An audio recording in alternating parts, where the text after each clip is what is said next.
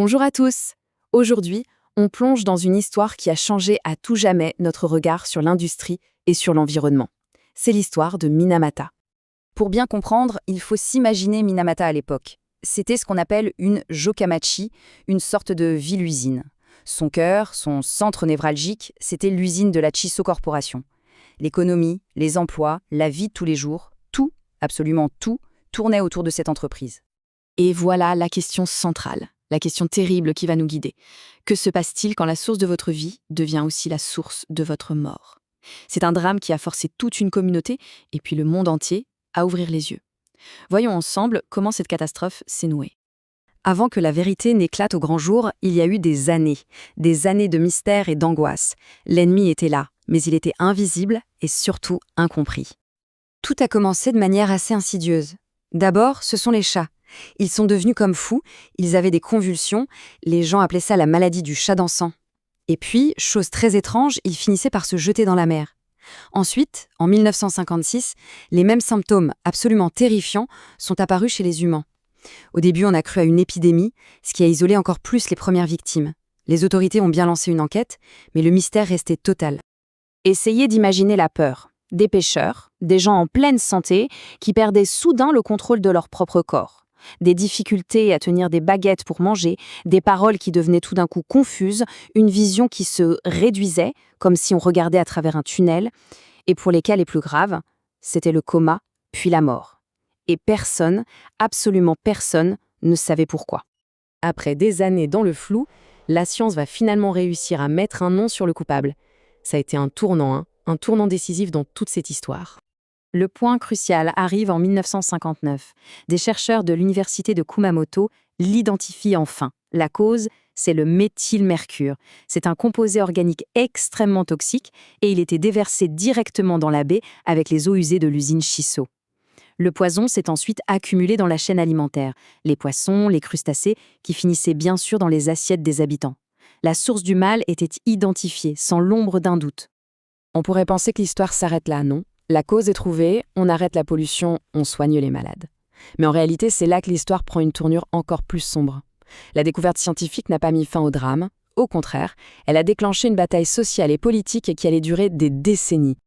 La vérité, au lieu de rassembler les gens de Minamata, les a divisés. La ville s'est fracturée en deux camps, qui ne pouvaient plus se parler, creusant des fossés profonds entre voisins et parfois même au cœur des familles. Le conflit était total. D'un côté, il y avait ceux qui dépendaient de Chisso pour vivre. Pour eux, attaquer l'usine, c'était menacer leur emploi, c'était signer la mort économique de la ville. Et de l'autre, il y avait les victimes et leurs familles, qui avaient tout perdu, leur santé, leurs proches, et qui réclamaient justice et réparation. C'était la santé contre l'économie, la survie des uns contre la survie des autres. Cette citation, elle est vraiment poignante. Elle montre bien que le poison n'a pas seulement attaqué les corps, il a aussi rongé de l'intérieur le tissu social de Minamata. La méfiance s'est installée partout. Si on soutenait les victimes, on risquait d'être vu comme un ennemi de la ville, quelqu'un qui voulait sa ruine. Et les conséquences se sont étendues bien au-delà des malades eux-mêmes. Le simple fait de venir de Minamata est devenu une sorte de stigmate. On refusait des emplois à certains, on rompait des fiançailles, par peur de la maladie. Cette discrimination a ajouté une souffrance psychologique et sociale énorme à la tragédie physique. Alors, essayons de mesurer le coût de cette catastrophe. Un coût qui, bien sûr, dépasse de loin les simples chiffres. Mais l'échelle financière donne quand même une idée de l'ampleur des dégâts. Ces chiffres officiels nous donnent un aperçu du désastre financier. On parle de milliards et de milliards de yens. De l'argent dépensé pour indemniser les victimes, pour tenter de dépolluer la baie et pour soutenir une industrie de la pêche qui était complètement à l'arrêt. Mais la vraie question reste, comment est-ce qu'on peut mettre un prix sur une vie brisée ? Regardons ça d'un peu plus près. Plus de 12 milliards de yens par an, en moyenne, juste pour les frais de santé. C'est colossal. Près de 8 milliards pour nettoyer la baie, pour draguer des tonnes et des tonnes de boue contaminée. Et plus de 4 milliards pour l'industrie de la pêche anéantie. Voilà le prix vertigineux de la négligence industrielle. Et puis, il y a sans doute l'aspect le plus tragique de toute cette histoire. Le mercure, en fait, a traversé le placenta des mères enceintes pour attaquer le fœtus. Des bébés naissaient, ils avaient l'air en parfaite santé. Et puis, quelques mois plus tard, les symptômes apparaissaient. Ces enfants ne pourraient jamais marcher, jamais parler, et resteraient entièrement dépendants pour le restant de leur vie. Les analyses des cerveaux des victimes ont montré l'étendue des dégâts.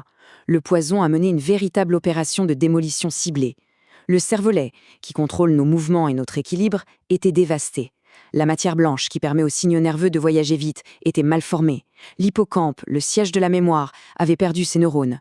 C'était une attaque totale et surtout irréversible.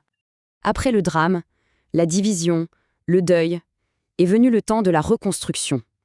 L'histoire de Minamata ne s'est pas arrêtée à la tragédie, heureusement. Elle est devenue un puissant appel à l'action pour le monde entier. C'est la question de la résilience au fond. Comment on fait pour transformer une douleur aussi immense en un héritage positif, en quelque chose qui sert aux autres? Minamata a tenté de répondre à cette question, pour elle-même et pour nous tous.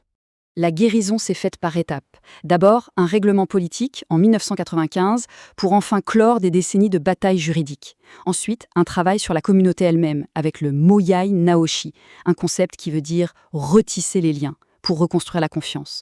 Puis, une transformation incroyable. La ville symbole de la pollution est devenue un modèle d'écologie. Et enfin, la reconnaissance ultime. Son nom est devenu le symbole de la lutte mondiale contre le mercure. Ce traité international, signé par des dizaines de pays, c'est l'héritage direct des victimes. Il réglemente très strictement l'utilisation et les rejets de mercure, partout dans le monde, des mines d'or jusqu'aux ampoules qu'on a chez nous. La leçon clé, elle est là. La responsabilité environnementale et industrielle, ce n'est pas une option. C'est une nécessité absolue si on veut éviter que Minamata ne se reproduise ailleurs. L'histoire de Minamata, c'est une leçon fondamentale sur le coût humain d'une croissance industrielle sans contrôle. Ça nous force à nous poser des questions, aujourd'hui encore.